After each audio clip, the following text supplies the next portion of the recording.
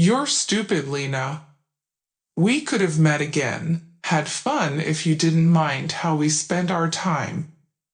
Sasha, what are you saying? Are you joking? Lena looked at him skeptically. Sasha looked at her with a mocking glance. Listen, honestly, you're much better in bed than in life. What did you think, that I would marry you right away? Did you try to trap me with a pregnancy? Tears started to stream down Lena's face. I didn't try, Sasha. I really didn't try, but since God gave us our little one. Sasha interrupted her. Well, if God gave it to you, then go to your God. Let him raise and feed the child. Lena felt her world crumbling around her, so colorful and beautiful. No, it simply couldn't be. Sasha loved her, he read her poetry, said such beautiful words. Sasha, I don't understand. What? She started, but the guy raised his hands. Hallelujah! Did it finally sink in? It must be very difficult to live with such a slow brain. I'm not just leaving you. I also want to make sure you don't even try to get in my way. Got it? Here, get an abortion, and stop whining. Enough already. You should have thought earlier. Who are you? Are you even someone I would marry? And the child? Do you think I want a child with someone like you, like Lena? He said, barely audible, but Lena understood his words. You know, there are people, and then there's the gray mass, which lives in the swamp, and always will. That's what you are, part of the gray mass, stuck in a village swamp, said Sasha, throwing an envelope on her lap and heading towards his car. Lena jumped up, wanting to run after him, to explain everything to him again, to tell him about their child, but Sasha had already gotten into the car and driven away. The girl looked at the envelope, picked it up, and opened it. Dollars spilled onto her lap. No, Sasha really understood everything. Right, he even prepared for the conversation. And he could have not shown up at all. She didn't know how much time had passed. She felt sick. Lena looked up, and there stood a man around 40, maybe a little older. She didn't recognize him immediately, but he recognized her. Wait, you're a student, he said. Oh, sorry, I didn't recognize you. Excuse me, I'll go. It was a professor. She couldn't remember his name because he joined the institute just this year, and Lena was already involved with Sasha, so she wasn't interested in anything else. She quickly turned from being an excellent student to being average because she didn't have time for studying.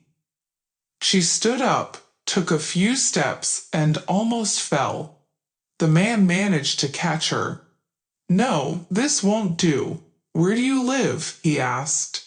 In the dormitory, yes. It's the other end of the city, she replied. He looked at his watch. Yes, the metro is not working.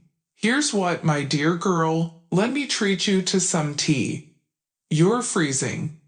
Honestly, Lena had no strength to resist, so she obediently leaned on his arm and suddenly remembered his name. Thank you, Nikolai Ivanovich. You remembered, huh? Well, that's good. What's your name? Lena, Elena. Well, let's go, Elena. My house is just over there. Lena looked around. The apartment was beautiful, not extravagant, just beautiful. Everything was in its place. Paintings, throws on the couch, heavy curtains. It was like stepping into the Middle Ages. Nikolai Ivanovich cleared his throat, correctly interpreting her gaze. You know, when your home is cozy, you don't feel loneliness as strongly. After mentioning loneliness, tears started to flow freely down Lena's face. Nikolai was taken aback. He understood, of course, that something had happened to the girl, most likely a failed love affair. Well, what else can happen at that age? But she cried so bitterly, as if life had ended. The younger generation had such intense love. And if not, perhaps the girl really lost someone. Anything is possible. He quickly sat Lena down on a chair. Let's have some tea. When Lena took her first sip, he asked, Elena, what happened to you after all? You don't have to tell me if you don't want to, of course, but based on my experience, it becomes much easier when you talk about it. Lena looked at him and started talking, and she felt that it really became lighter, only she was getting more exhausted. By the end of her story, tears were freely streaming down her face. Nicolay decisively helped her up from the chair. This is the bedroom, make yourself comfortable. I'll sleep in the living room, and in the morning, we'll figure out how to proceed. Today, you shouldn't think about it anymore. You need a good, restful sleep, and not just you. Lena looked at him in surprise. Wow, it's so unusual to hear that, she thought. Someone barely knew about her child, yet he showed care. It was so unexpected and pleasant. She fell asleep as soon as her head touched the pillow. In the morning, she opened her eyes. Before she remembered everything, but when she did, she sat up abruptly in bed. What should I do? And now Nikolay Ivanovich too. The smell of coffee wafted in. Lena quickly got up, fixed her hair, and left the room. Oh, Elena, I was about to wake you up. I thought you would have to have a cold breakfast. Thank you, Nikolay said. I'm not hungry, Lena replied. Of course, I'm not hungry. Sit down and eat, he invited. Lena smiled gratefully and sat on the edge of the chair. Nikolay looked at her. I would like to have a serious conversation with you. I believe my offer should interest you, he said. 25 years had passed. Hold on, Alexander Igorovich, we're almost there, Sasha said, wincing in pain. The doctor had told him that if he didn't have the surgery on time, things could end very badly, but he didn't listen. And now his personal doctor had arrived 2 minutes earlier than the ambulance. Alexander Igorovich, all right, I understand everything. There is only one doctor I trust, who works wonders. She works at Missions Clinic. I'm calling her now, Nikolay said. Alexander reclined in his chair. It was very unpleasant to realize that his life would now be in the hands of an unfamiliar person, especially a woman. He didn't quite trust the fair sex after his beloved wife not only tried to run away from him, but also take everything he had, and she almost succeeded. Thankfully, his children intervened in time. Now he was alone, not old, wealthy, but utterly lonely. Of course, he tried not to show how much it weighed on him. He had to maintain appearances. When my parents were alive, things were simpler. Then they went on vacation. They wanted to see underdeveloped countries, you know. That's when you caught some fever while the doctors were figuring things out. Before we knew it, they were gone. It was another reason to avoid medicine.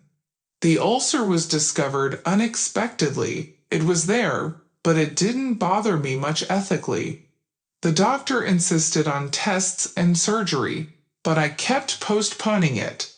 Now it's waiting soon, and I don't know if I'll ever return to this office again, Sasha mused. By the time they brought him to the hospital, he had almost lost consciousness. They immediately took him to the operating room. Fortunately, his doctor came with him, carrying all his paperwork.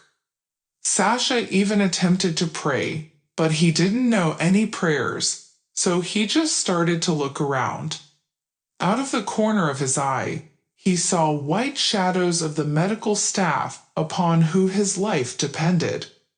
At some point, they all gathered around the table where he lay. Sasha felt and then sensed the mask on his face and made eye contact with the doctor. She approached, presumably the one they had talked about, and he immediately recognized those eyes. He barely managed to whisper, "Elena Arkadyevna." "As always, top-notch," Lena said. "Yes, stop it. Usually, we've gone through so many of these ulcers, but not today. I observed the work of some computer, not a single unnecessary movement or word. Soon, we'll set a record together. We'll have the fastest and highest quality surgery." Lena smiled.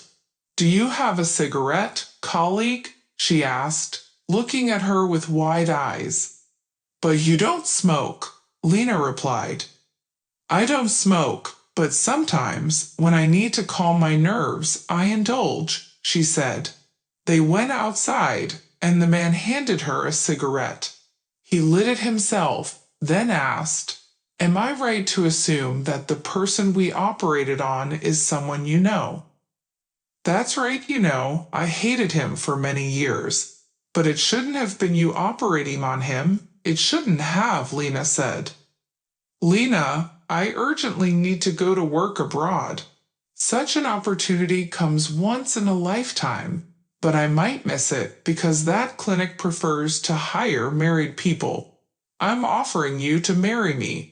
It will be counted as your practical experience. You'll give birth, and I'll give the child a name. Believe me, I won't harm you, and you'll have everything you could dream of. In 3 years we'll return, and then you can decide whether to divorce me or leave everything as it is," Nikolay proposed. Lena expected anything but such an offer. Nikolay said that she had 1 week to consider, and they needed that time to get to know each other well. They spent a lot of time walking, talking, sitting in restaurants, and Lena couldn't understand why such a wonderful person wasn't married, and Nikolay prayed for one thing, that she wouldn't refuse him. His trip was already planned, and whether he was married or not didn't matter. They became true husband and wife after a year, never once doubting their decision. Lena had no regrets about her choice. 5 years later, they had a daughter and a son. Lena matured instantly because she felt responsible for her sister. Several days passed, and Lena tried not to show up in Sasha's ward. But she had to because the patient specifically requested to see his attending physician. "You called for me?" Lena asked when she entered the room. "Lena, how long will you pretend that we don't know each other?" Sasha smiled and attempted to hold her hand. She gently stepped back and asked, "If these are all the questions for me, then I'll go. Wait. Come on, why do you remember only what happened so many years ago? Things are different now. Time has changed, and we have changed. You're married." Lena looked at him in astonishment, and yet he wasn't joking. He genuinely believed he was still of interest to her. She smiled. "I'm sorry, Alexander Igorovich, but that's none of your business." She turned around and walked toward the door. He even sat up on the bed. "Understand this, I will still achieve what I need. Every day in the office, I achieve everything with enviable regularity, and she carries them all on her shoulders as nurses on duty." Sasha saw all of this, but he couldn't talk to Lena, so he decided to ambush her on the street. Luckily, we were allowed to walk. He didn't bother finding out anything about her, it didn't matter. He felt that right now it was only him and her, and there couldn't be anyone else. While he stood and watched the birds, sparrows were fighting and chirping loudly. Sasha thought, just like humans, but he couldn't watch the scene until the end. A white Lexus rolled up almost to the porch, and the sparrows scattered. A minute later, Lena came out. Lena, she turned to him, Sash, what do you want?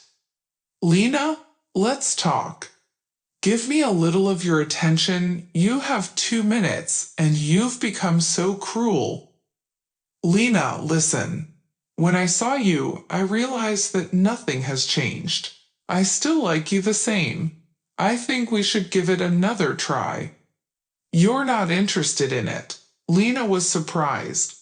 Well, you loved me so much. You just need to remember. Sash, leave me alone. I really hoped that I would never see you again in my life. Lena wanted to leave, but Sasha grabbed her hand. Lena, you don't understand what you're refusing. The door of the white SUV slammed shut, and a young man appeared next to them. Sasha froze in surprise and let go of Lena's hand. It was himself, only younger. Mom, any problems? The young man asked. Oh no, son, everything is fine, the mother replied. The man felt a little unwell. Let's go. Yes, let's go already, Dad. Jenny's been waiting for us at the restaurant. Sasha slowly sat down on the step. Something told him that no attempt would succeed anymore. The young man helped his mother into the car and then returned to Sasha. He looked at him attentively, and a wave of hope rose in Sasha that the young man would show great interest. Why are they so similar? And Sasha confessed everything. Alexander Igorovich, you see, I am very curious, and that's why I've known who you are to me for a long time. I kindly ask you not to approach our family, otherwise I will have to prevent you from doing so. Goodbye. The car had long driven away, but Sasha still sat there. Well, is this happiness? Pockets full of money, and the contempt of someone who shouldn't exist in this world, because Sasha decided so. If you enjoyed the story, please support me with a thumbs up. It's just one action for you, but it means a lot to me. Goodbye.